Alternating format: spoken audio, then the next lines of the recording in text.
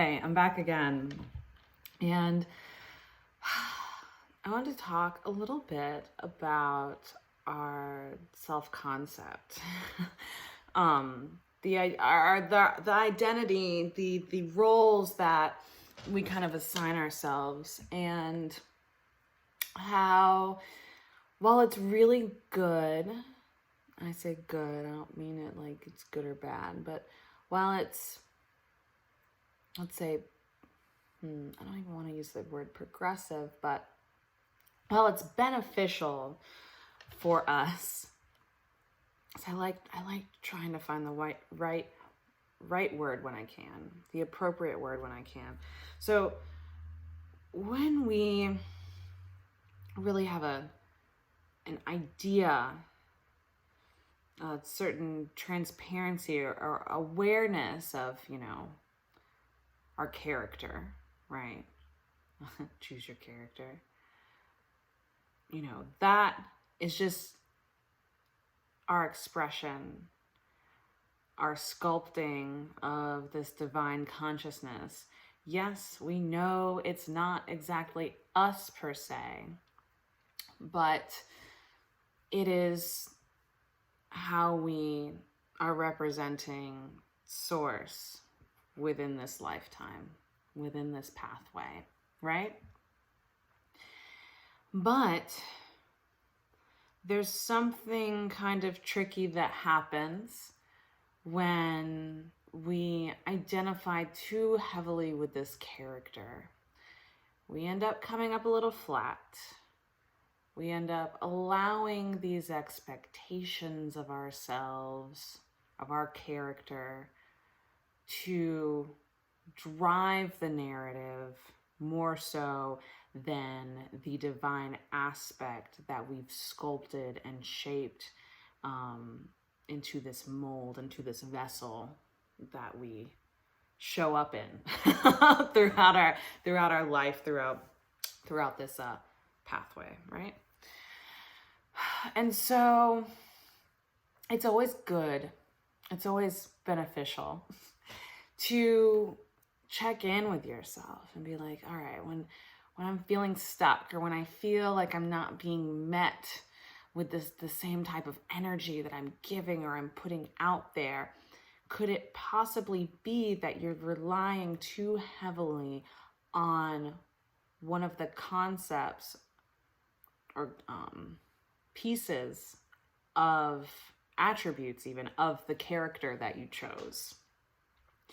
And how can you then perhaps reinvent or make space or create opportunity for this divine character to evolve, to perhaps consider other ways in which, if you consider yourself helpful, other ways in which you can be helpful, or be a resource to others, or be a resource to the divine within this form, based on whatever resources or opportunities you have around you. Because we end up becoming a little blinded. We put our blinders on based on what type of concepts or situations or realities are associated with certain parts or attributes of character. And so we enter specific streams of consciousness, specific streams of behavior, of being, of feeling, by either wanting to avoid becoming that or wanting to show people, I am this. And what I mean by that is, for example, if I'll use this example because I don't like the word nice. So if I want to be seen as a nice person, what do I do? How do I behave? How do I show up in order to project the concept from my comprehension, how I conceive or understand or comprehend the concept of being nice? How does my character project niceness, the concept of being nice, into the world? But also, within the same vein, on the other side of that coin, is okay, well, how does my portrayal of being nice really sabotage my intentions, really sabotage the life or the trajectory that I have set myself out on? And what is, if I choose to reinvent it, either a more divine method of expressing being nice that allows me to then expand or play with that concept of being nice.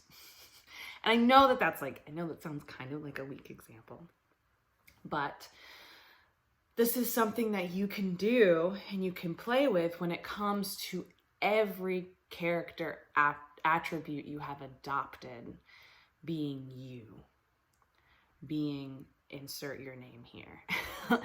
Every concept that I've adopted being Venetia and what my attributes are and how I conceive of them and express them and project them into the world.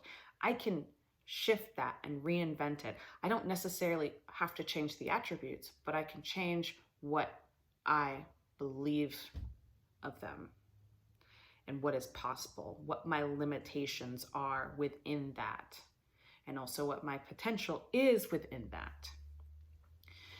And to reinforce the fact that my character is not out to sabotage anyone, myself or others included.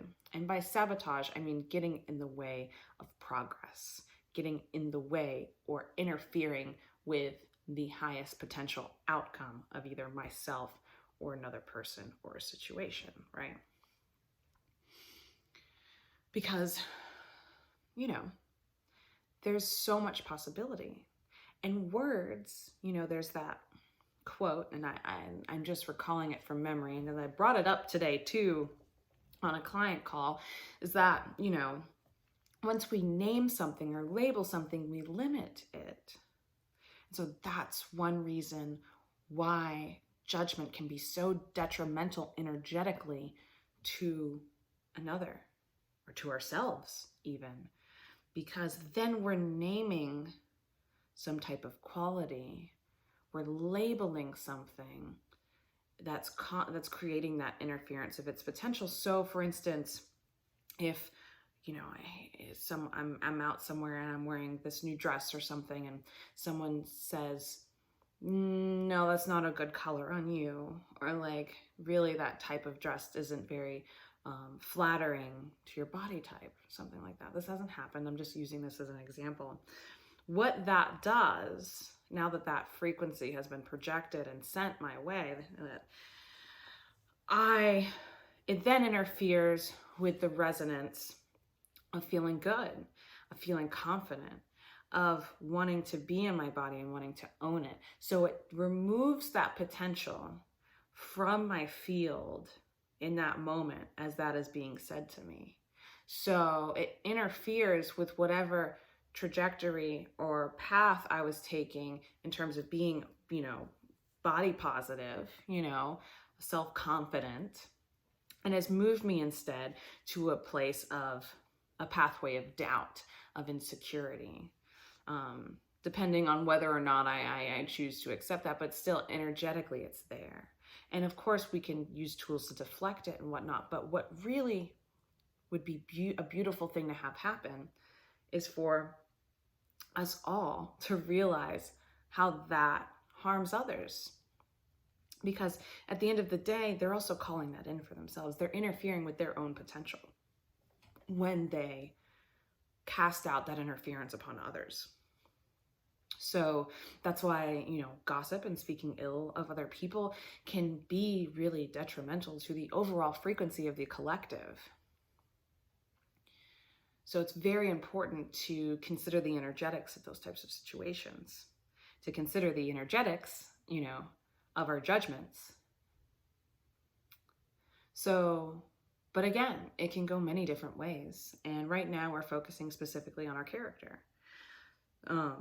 So consider if you feel like there's some stagnation or there's something that you could be changing or shifting, go back to considering who do you believe you are, what your attributes are, good and bad, and how they could potentially be limiting you in whichever situation that you feel blocked.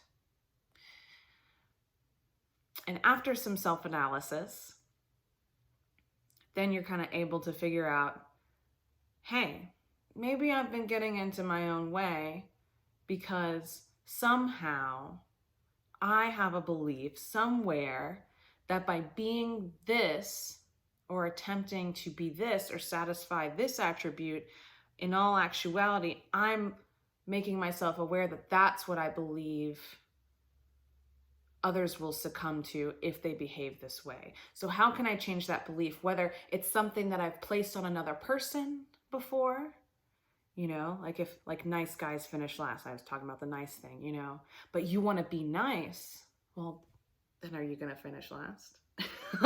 So if that makes sense in terms of some of the examples that I've given out.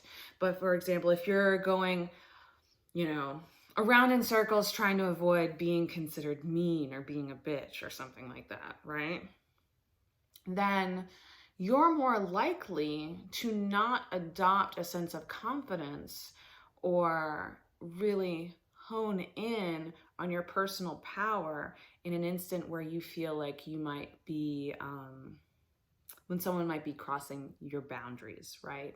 We're less likely to create strong boundaries when we are concerned about being, being a bitch, being mean.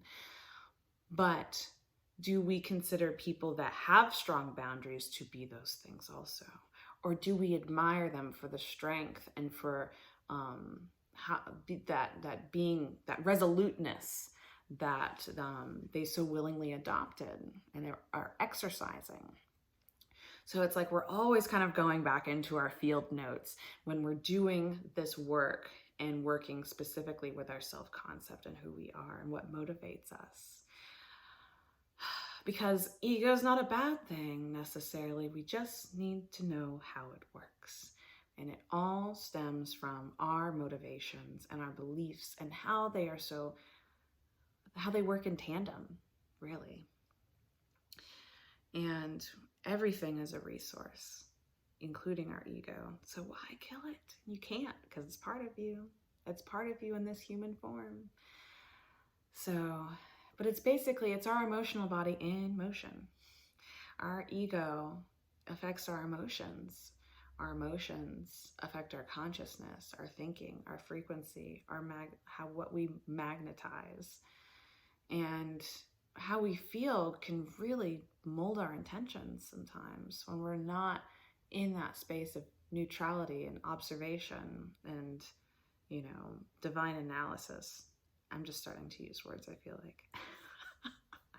But anyways, I had to hop on here and I had to share some of that with you all, and I hope it benefits you, and I hope it allows you, for those of you who feel stuck, who feel unsupported, or who feel like there's some type of change or transition that needs to be made, any change or transition that it's time for. I won't say needs, it's time for it.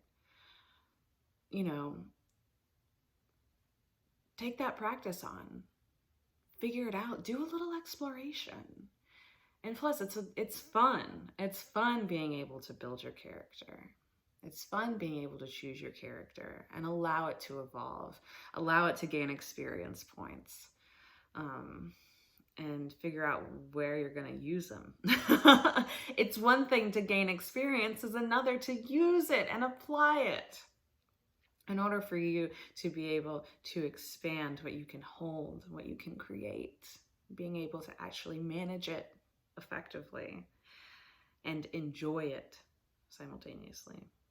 So play with that. I'll leave you with it. I think I'm going to go read. And again, check out my authoring, The Observatory. Consider working with me one-on-one, either via Marco Polo or through a more intensive coaching program. And if you can't do that, support via donation, sharing, liking, commenting, any of that. I love engagement. So anyways, see you in another space time, in another time space. Bye.